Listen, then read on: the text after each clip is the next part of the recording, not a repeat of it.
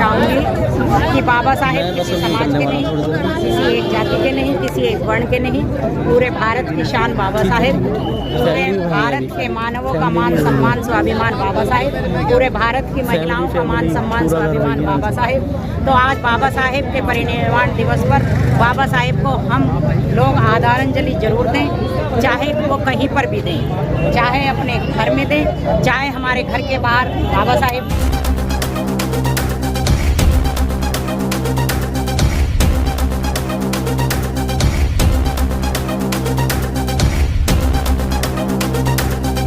Statue लगी है तो बाबा साहेब को वहाँ आदरांजलि दे।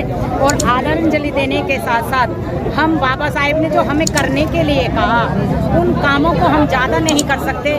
तो बाबा साहेब ने जैसे कि बाबा साहेब 14 अक्टूबर 1956 को इस दुनिया को छोड़कर गए, उन्होंने 14 अक्टूबर 1956 को बाबा साहेब ने दीक्षा ली और 6 दिसंबर को वो इस दुनिया को छोड़कर चले गए। लेकिन जब बाबा साहेब ने वहाँ दीक्षा ली तो उन्होंने हमें 22 प्रतिज्ञाएं दिलाई। उन 22 प्रतिज्ञाओं में बाबा साहेब ने कहा कि मैं ब्रह्मा विष्णु महेश को ईश्वर नहीं मानूंगा और ना ही मैं इनमें विश्वास करूंगा। बाबा साहेब की इस प्रतिज्ञा को हम मान लें। बाबा साहेब ने कहा कि मैं राम और कृष्ण को ईश्वर नहीं मानूंगा और ना ही मैं इनकी पूजा। लेकिन बाबा साहब ने जिनके लिए हक अधिकार की लड़ाई की वहाँ पर आज दिल्ली में ज़्यादा भीड़ नजर नहीं आई। इसके 2 कारण हो सकते हैं। एक तो ये है कि जगह जगह लोग आज बाबा साहेब को आदरांजलि दे रहे हैं, जगह जगह लोग बाबा साहेब के प्रोग्राम कर रहे हैं।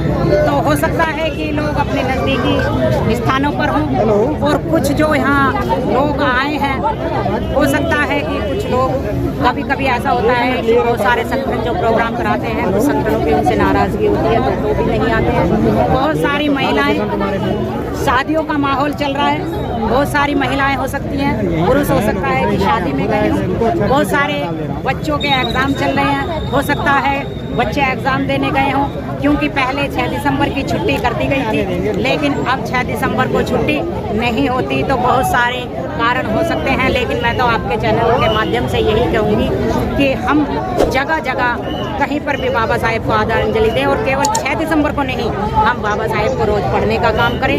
बाबा साहेब ने जो हमें दिया और जिस रास्ते पर हमें चलने के लिए बाबा साहेब ने कहा, हम उस रास्ते पर चलें। आज बहुजन समाज ने संसद का घेराव किया, कई बार संसद का घेराव किया, लेकिन कुछ असर दिखता नहीं है बाबा साहब की प्रतिमा जो हटी उसको लेकर। तो कैसे देखें? क्योंकि समाज बिखरा हुआ है। जब तक ये समाज, ये बहुजन समाज एक नहीं होगा तो शायद इस मनुवादी व्यवस्था पर, इस मनुवादी ताकतों पर कोई इतना असर नहीं होगा। लेकिन जिस दिन ये बहुजन समाज एकजुट हो गया तो यहाँ पर संसद को घेरने की शायद इतनी ज़रूरत नहीं पड़ेगी। लेकिन अगर 2 अप्रैल की तरह 2018 की तरह से एक बार भारत में आंदोलन हो गया बाबा साहेब की प्रतिमा को लगाने के लिए, तो ये प्रतिमा वहाँ। लेकिन ये लड़ाई है किस चीज़ की, प्रतिमा की है या विचारधारा की है? ये लड़ाई विचारधारा की है, ये लड़ाई किसी आदमी की नहीं है। प्रतिमा तो बाबा साहब की जगह जगह लगी हुई है। आज भारत के अंदर अगर हम देखें तो सबसे ज़्यादा स्टैचू बाबा साहेब की मिलती है। लेकिन ये जो प्रतिमा थी, ये बाबा साहेब के मान सम्मान में संसद में सबसे पहले शायद यहाँ लगाई गई। बीपी मौर्य जी ने बड़ी मेहनत के साथ, जिसमें हज़ारों लोग जेल गए, जिसमें बहुत सारी महिलाओं ने डंडे खाए, जिसमें बहुत सारे बच्चों को चोटें आई, तो इतने आंदोलन के बाद ये प्रतिमा यहाँ पर लगी थी, जिसे रातों रात चुपके से हटा दिया गया। और ये प्रतिमा इसलिए लगी थी क्योंकि भारत का संविधान, भारत जो है संविधान से चलता है और संविधान बाबा साहेब डॉक्टर BR अम्बेडकर ने बनाया है। ये संविधान संसद के अंदर शोभायमान है, तो संसद की शोभा संविधान से है, इसलिए बाबा साहेब की प्रतिमा संसद के अंदर लगाई गई थी। और कितनी सुंदर प्रतिमा ये थी, आप सब लोग आज के गाँव में जो बाबा साहब की प्रतिमा तोड़ी जाती है, वो सम्मान बाबा साहब का अभी कायम नहीं हो पाया। अगर विदेशों में देखें तो विदेशों में जो लोग हैं वहाँ जातिवाद से ऊपर हैं। भारत के अंदर बहुत बड़ी संख्या में जातिवाद है।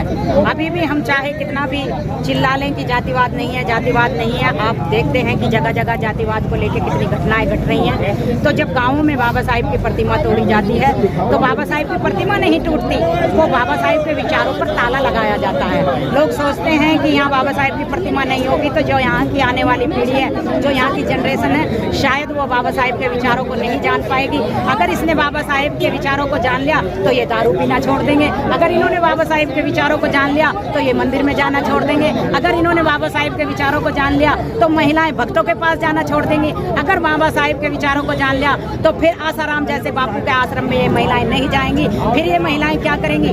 ये महिलाएं उस पैसे को बचाएंगी, अपने बच्चों की शिक्षा पर लगाएंगी, अपने बच्चों के पढ़ने के लिए साहित्य लाएंगी और साहित्य के साथ साथ जो हमारे महापुरुषों की किताबें हैं, महापुरुषों का साहित्य वो उस घर में आ जाएगा और उस घर में आ जाएगा तो फिर एक मान सम्मान स्वाभिमान की लड़ाई उस घर में आ जाएगी। लेकिन बहुजन नेता जो है सामने निकल कर क्यों नहीं आते जब बाबा साहब की प्रतिमा को तोड़ा जाता है? बहुजन नेता होगा तो बहुजन नेता जाने क्यों नहीं आते?